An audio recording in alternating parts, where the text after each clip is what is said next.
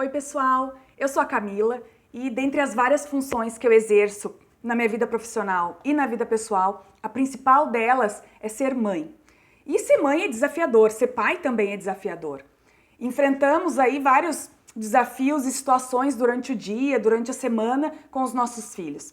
Já comentei com vocês em 2 vídeos anteriores algumas experiências que eu tive e foi bacana que essa semana eu recebi uma sugestão de falar sobre o sono do bebê. Então hoje eu trouxe esse assunto. É possível fazer o bebê dormir a noite inteira? Eu digo que sim.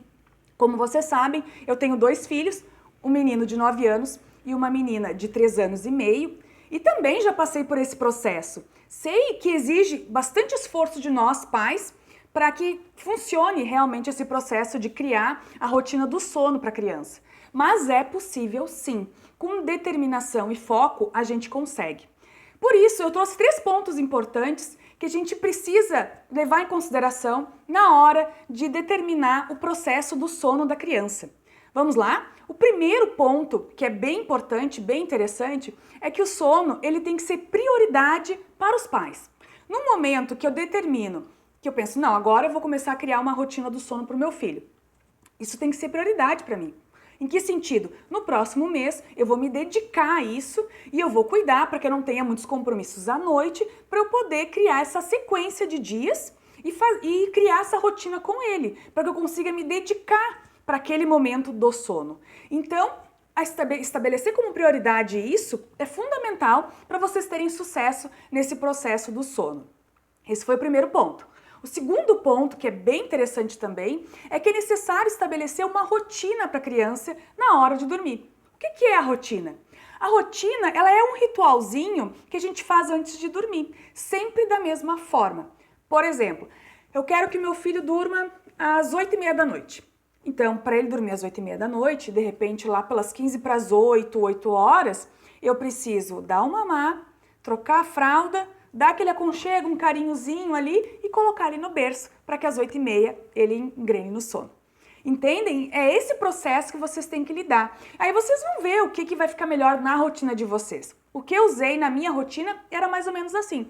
A mamada, a troca de fralda, o aconchego, o carinho ali, aquele tempinho teu e do teu filho juntos, e aí depois o bebê vai pro berço. Por que a mamada no início? Porque quando o bebê mama, ele já fica mais sonolento. Só que muitas vezes, e muitos bebês acontecem isso, de o bebê dormir mamando, né? E no momento que ele dorme mamando, ele não vai pro berço acordado, ele já vai dormindo. E aí quando ele desperta, ele já leva um susto. Poxa, mas eu dormi mamando com a minha mãe, como é que agora eu estou no berço? Sabe? Isso acontece muito. Então, por que a mamada antes? Porque daí tu vai trocar a fralda, vai conversar com o teu filho, vai ter aquele minuto ali entre vocês dois de intimidade e ele vai para a cama ainda acordado ou sonolento, mas não totalmente dormindo. Então isso é importante, essa rotina estabelecida vai fazer com que ele no dia a dia consiga entender e internalizar o momento de dormir. Porque quando o bebê é muito bebezinho ainda, recém-nascido, nos primeiros meses ali, ele não sabe diferenciar o dia da noite. É a gente que tem que trazer isso para eles e começar a mostrar a diferença entre o dia e a noite. Eu não parto daquela premissa de que a gente tem que seguir o ritmo do bebê, mas eu parto do seguinte princípio, que eu também posso estabelecer os meus princípios, o meu ritmo para o bebê. E é nesses momentos que eu vou estabelecendo, porque senão a gente fica sempre à mercê deles o tempo todo e a gente não consegue ter o nosso tempo também. E isso é importante. Então, no momento que eu estabeleço uma rotina de sono para o meu filho, o bebê vai começar a dormir por conta própria no berço, ele vai começar a entender, sem a gente precisar ficar fazendo alguma coisa nele, ele vai dormir, né, sozinho, com a gente ali do lado, claro, acompanhando o período de sonolência dele até ele pegar no sono, e depois, quando ele acordar de madrugada, ele também vai conseguir dormir sozinho. A gente está criando desde cedo a independência dos nossos filhos, porque muitas vezes, isso acontecia comigo, meu filho chorava de madrugada. Aí a tendência é tu querer levantar na hora e já ir atendê-lo. Só que, às vezes, é só um resmungo, não é nem um choro, não é fome, não é nada. Precisa a gente ir até lá? Não, porque às vezes eles mesmos voltam a dormir sozinhos. E é esse o objetivo, que eles percebam que eles conseguem dormir sozinhos. E isso vai ser um grande ganho para vocês quando vocês estiverem dormindo no meio da noite e aí ele acorda, dá aquela resmungadinha, espera uns minutinhos para ver se ele vai pegar no sono de novo e muitas vezes isso vai ocorrer sim.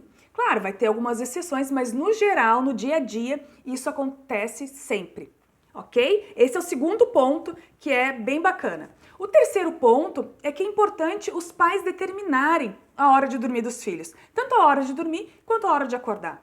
Existe uma tabela que a gente chama de janela do sono. Eu até vou colocar para vocês aqui embaixo depois nos comentários para vocês terem acesso. E vocês podem também buscar mais informações sobre isso. Porque é interessante e importante a gente determinar os períodos de cochilo do dia, né, do bebê, para que isso influencie positivamente na noite de sono da criança. Por exemplo, eu não vou deixar o meu filho dormir às 6h30 da tarde se às 7h30 eu quero que ele durma, porque ele não vai ter tempo. Ele vai ter cochilado, ele vai acordar e ele não vai ter sono de novo. Então, a gente tem que ter esse cuidado para ter os cochilos do dia nos mesmos horários, né? Na medida do possível, criar uma rotina durante o dia dos cochilos, para que à noite ele tenha realmente um sono tranquilo, um sono mais longo, né? Um sono mais profundo realmente e durma a noite toda. A minha filha, ela sempre teve essa rotina e 8h30 da noite já começa o processo com ela de dormir. Então ela vai escovar o dente, vai no banheiro, enfim, nós ficamos um pouquinho no quarto, a gente lê uma historinha, enfim, e aí depois a gente encerra o assunto e eu fico do lado dela esperando ela dormir. E ali ela pega no sono. E isso já acontece desde quando ela era bebê. E isso facilita muito o nosso dia a dia, porque o meu filho também tem um horário para dormir um pouquinho mais tarde, mas ele também tem. E aí a gente acaba também tendo tempo para nós, né? Para a gente tendo nosso tempo individual, ou com o esposo, a esposa. Então, eu achava legal que uma vez me disseram o seguinte: nossa, vocês com os 2 filhos conseguem às 9h30 da noite ver filme ou ver uma série? Sim, a gente consegue, porque a gente estabeleceu algumas rotinas em casa e eles já estão dormindo nesse horário. Entendem que a gente pode ter vida depois dos filhos dormirem? É isso que é legal, sabe? Porque às vezes a gente fica só em função dos filhos e aí eles acordam toda hora, a gente está o tempo todo ali, né, acudindo e acolhendo, enfim, e muitas vezes eles precisam criar essa independência para eles poderem lidar com algumas coisas sozinhos também. Então, eu queria deixar essa dica para vocês. Estabeleçam uma prioridade de quando definirem que agora vão criar esse processo do sono, realmente façam, ajam em prol disso, para que realmente aconteça e persista, porque às vezes tu tenta 1 dia, 2 dias e aquilo ali não parece que não vai dar certo. Mas, pessoal, dá certo. Às vezes demora em torno de 1 mês para a criança realmente entrar naquela rotina, mas é certo que dá certo. Porque eu testei nos meus 2 filhos e validei esses pontos. Eu conheço pessoas ao meu redor, outras mães, outros pais que também colocaram isso em prática e conseguiram um resultado muito bacana em relação ao sono, de poder às 8h30 da noite, 9 horas, estar tranquilamente sentado no sofá assistindo o seu filme, conversando com o esposo ou com a esposa, ou fazendo qualquer outra atividade, porque os filhos estão dormindo e seguirão dormindo até o outro dia. Entende? Então, essa situação é muito legal.